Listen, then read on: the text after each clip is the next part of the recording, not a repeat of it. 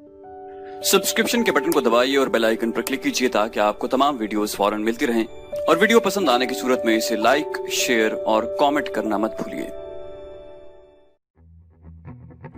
ग़ज़वा ओहद के आखिरी मुकाबले के लिए कुरैश की तरफ से अब्दुर्रहमान बिन अबू बकर आया।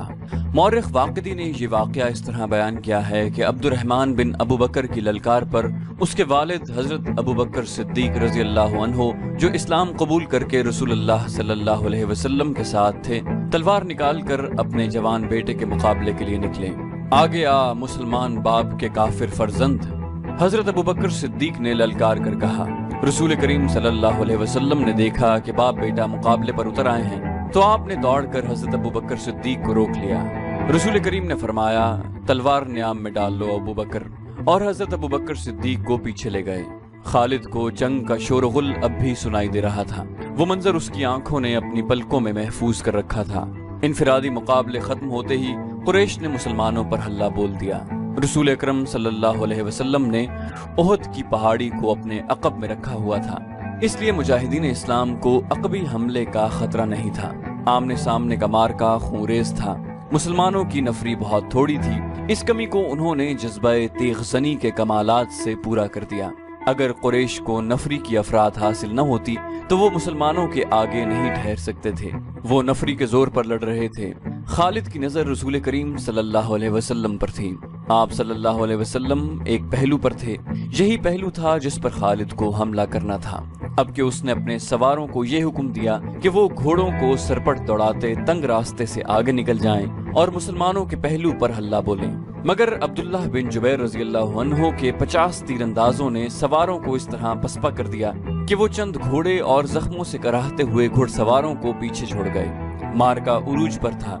सिर्फ एक आदमी था जो लड़ नहीं रहा था। वो मैदान जंग में बर्छी उठाए यूं घूम फिर रहा था जैसे किसी को ढूंढ रहा हो। वो वहशी बिन हर्ब था। वो हमजा रज़ी अल्लाह अन्हु को ढूंढ रहा था। हजरत हमजा को कत्ल करने के लिए उसके लिए 2 इनाम थे। एक ये कि उसका आका उसे आजाद कर देगा, और दूसरा अबू सुफियान की बीवी हिंद वो जेवरात जो उसने पहन रखे थे वो उसे इनाम में देगी। उसे हजरत हमजा रज़ी अल्लाह अन्हु नजर आ गए। वो कुरैश के एक आदमी सबा बिन अब्दुल उज़ा की तरफ बढ़ रहे थे। अरब में रिवाज था कि खतना औरतें किया करती थीं। मौरख़ इब्न हश्शाम के मुताबिक इस्लाम से पहले ही अरबों में खतने का रिवाज मौजूद था। हमजा रज़ी अल्लाह अन्हु जिसने सबा को ललकारा था, उसकी माँ खतना किया करती थी। हजरत हमजा ने उसे ललकारा कि खतना करने वाली के बेटे, इतरा और मुझे आखिरी बार देख। सबा बिन अब्दुल उज़ा हमजा रज़ी अल्लाह अन्हु की तरफ बढ़ा। गुस्से से उसका चेहरा लाल था। वो तलवार और ढाल की लड़ाई का माहिर था। हजरत हमजा रज़ी अल्लाह अन्हु भी कुछ कम न थे। दोनों एक दूसरे के करीब आए और एक दूसरे पर वार करने लगे। दोनों की ढालें वार रोक रही थीं। वो पैंतरे बदल बदल कर वार करते थे, लेकिन ढालें तलवारों के रास्ते में आ जाती। उस वक्त वहशी बिन हर्ब झुका हुआ आहिस्ता आहिस्ता उनकी तरफ बढ़ रहा था। उसे जमीन और झाड़ियों ने ओट दे रखी थी। हमजा अपने दुश्मन की आंखों में देख रहे थे। सबा के सिवा उन्हें कुछ भी नजर नहीं आ रहा था। वहशी उनके करीब पहुंच गया।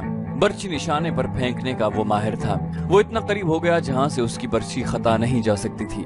वो उठ खड़ा हुआ और बर्छी को हाथ में तोला, फिर उसे फेंकने की पोजीशन में लाया। हजरत हमजा रज़ी अल्लाह अन्हु ने सबा पर एक के बाद दीगरे तेजी से 2-3 हमले किए। आखिरी वार ऐसा पड़ा कि हजरत हमजा की तलवार सबा के पेट में उतर गई। हमजा रज़ी अल्लाह अन्हु ने तलवार उसके पेट से इस तरह निकाली कि उसका पेट और ज्यादा फट गया और वो हजरत हमजा के कदमों में गिर पड़ा।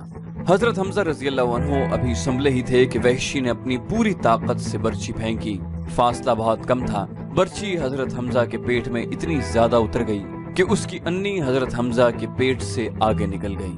हजरत हमजा रज़ी अल्लाह अन्हु गिरे नहीं। उन्होंने इधर उधर देखा, उन्हें वहशी दिखाई दिया। हजरत हमजा बर्छी अपने जिस्म में लिए हुए वहशी की तरफ बढ़े। वहशी जहाँ खड़ा था वहीं खड़ा रहा। हजरत हमजा 4-5 कदम चलकर गिर पड़े। वहशी उनके जिस्म को हिलता जुलता देख रहा था। जब जिस्म की हरकत बंद हो गई तो वहशी उन तक आया। वो शहीद हो चुके थे। वहशी ने उनके जिस्म से बर्छी निकाली और चला गया।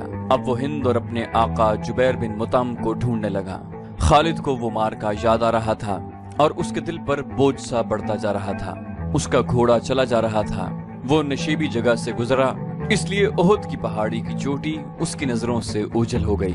اسے اپنے قبیلے کی عورتیں یاد آئیں جو قریش اور ان کے اتحادی قبائل کو جوش دلا رہی تھیں۔ خالد کو یاد آیا کہ وہ مارکے کا نظارہ کرنے کے لیے ایک بلند جگہ چڑھ گیا تھا۔ اسے مسلمان عورتیں نظر آئیں۔ مسلمان اپنے جن زخمیوں کو پیچھے لاتے تھے انہیں عورتیں سنبھال لیتی تھیں، ان کی مرہم پٹی کرتی اور انہیں پانی پلاتی۔ مسلمانوں کے ساتھ 14 عورتیں تھیں جن میں حضرت فاطمہ رضی اللہ عنہ بھی تھیں۔ پھر یوں ہوا کہ قلیل تعداد مجاہدین کثیر تعداد کفار پر غالب آ گئے۔ قریش کا پرچم بردار گرا تو کسی اور نے پرچم اٹھا لیا، وہ بھی گرا، پرچم کئی بار گرا۔ آخر میں ایک غلام نے پرچم اٹھا کر اونچا کیا لیکن وہ بھی مارا گیا۔ پھر مسلمانوں نے قریش کو پرچم اٹھانے کی مہلت نہ دی۔ قریش کے جذبے جواب دے گئے تھے۔ خالد نے ان کی پسپائی دیکھی اور یہ بھی دیکھا کہ مسلمان ان کے تعاقب کر رہے ہیں۔ قریش اپنے کیمپ میں بھی نہ ٹھہرے، اپنا مال و اسباب چھوڑ کر افراتفری کے عالم میں بھاگ گئے۔ یہاں سے جنگ کے بعد کا مرحلہ شروع ہو گیا۔ مسلمانوں نے فتح کی خوشی میں اور انتقامی جذبے کے تحت قریش کے کیمپ کو لوٹنا شروع کر دیا۔ وہ فتح و نصرت کے نعرے لگا رہے تھے۔ قریش ایسے بوکھلا کے بھاگے کہ انہیں اپنی عورتوں کا بھی خیال نہ رہا۔ وہ پیدل بھاگی جا رہی تھی لیکن مسلمانوں نے ان کی طرف آنکھ اٹھا کر بھی نہ دیکھا۔ قریش کے گھڑ سواروں کے ایک دستے کا کمانڈر اکرمہ اور دوسرے کا خالد تھا۔ انہوں نے مسلمانوں کے پہلوؤں پر حملہ کرنا تھا مگر جنگ کا پانسا بری طرح پلٹ گیا تھا۔ اکرمہ اور خالد نے پھر بھی اپنے اپنے سواروں کو وہیں رکھا جہاں انہیں تیاری کی حالت میں کھڑا کیا گیا تھا۔ خالد کو اس کیفیت میں بھی توقع تھی کہ وہ شکست کو فتح میں بدل دے گا، لیکن جس راستے سے اسے گزرنا تھا وہاں مسلمان تیر انداز تیار کھڑے تھے۔ ان مسلمان تیر اندازوں نے اپنی بلند پوزیشن سے دیکھا کہ قریش بھاگ گئے ہیں اور ان کے ساتھ ہی مال غنیمت جمع کر رہے ہیں، تو وہ بھی اپنی جگہ چھوڑنے لگے۔ ان کے کمانڈر عبداللہ بن جبیر رضی اللہ عنہ نے انہیں کہا کہ اپنے رسول صلی اللہ علیہ وسلم کی حکم عدولی نہ کرو۔ آپ صلی اللہ علیہ وسلم کا حکم ہے کہ آپ کی اجازت کے بغیر یہاں سے کوئی نہ ہٹے۔ جنگ ختم ہو گئی ہے۔ تیر انداز شور مچاتے ہوئے پہاڑی سے اترنے لگے۔ مال غنیمت، فتح ہماری ہے۔ عبداللہ بن جبیر کے ساتھ صرف 9 تیر انداز باقی رہ گئے۔ خالد نے یہ منظر دیکھا تو اسے ایسا لگا جیسے خواب دیکھ رہا ہو۔ وہ یہی چاہتا تھا۔ وہ تیر اندازوں کو دیکھتا رہا۔ جب وہ قریش کے کیمپ میں پہنچ گئے تو اس نے پہاڑی پر حملہ کر دیا جہاں پر عبداللہ بن جبیر اور ان کے 9 تیر انداز رہ گئے تھے۔ خالد انہیں نظر انداز بھی کر سکتا تھا لیکن وہ ان سے انتقام لینا چاہتا تھا۔ اس کے گھڑ سوار پہاڑی پر چڑھتے جا رہے تھے، اوپر سے تیر انداز تیزی سے تیر برسا رہے تھے۔ اکرمہ نے خالد کو انین پر حملہ کرتے دیکھا تو وہ بھی اپنے سوار دستوں کو وہیں لے گیا اور اس کے گھوڑے ہر طرف سے اوپر چڑھنے لگے۔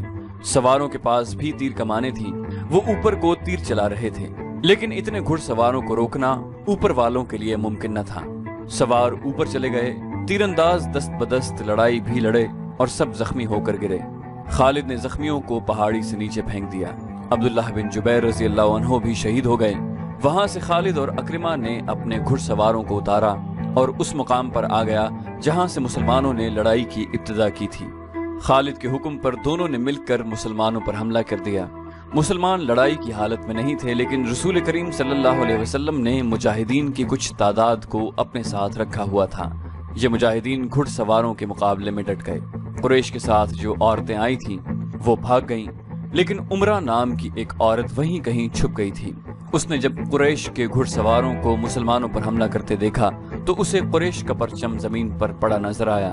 اس عورت نے پرچم اٹھا کر اوپر کر دیا۔ ابو سفیان نے اپنے بھاگتے ہوئے پیادوں پر قابو پا لیا۔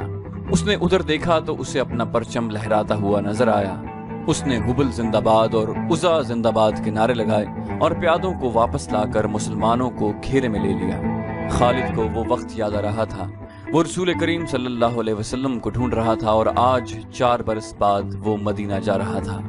اس کے ذہن پر رسول کریم صلی اللہ علیہ وسلم کا غلبہ تھا۔ سبسکرپشن کے بٹن کو دبائیے اور بیل آئیکن پر کلک کیجیے تاکہ آپ کو تمام ویڈیوز فوراً ملتی رہیں، اور ویڈیو پسند آنے کی صورت میں اسے لائک، شیئر اور کامنٹ کرنا مت بھولیے۔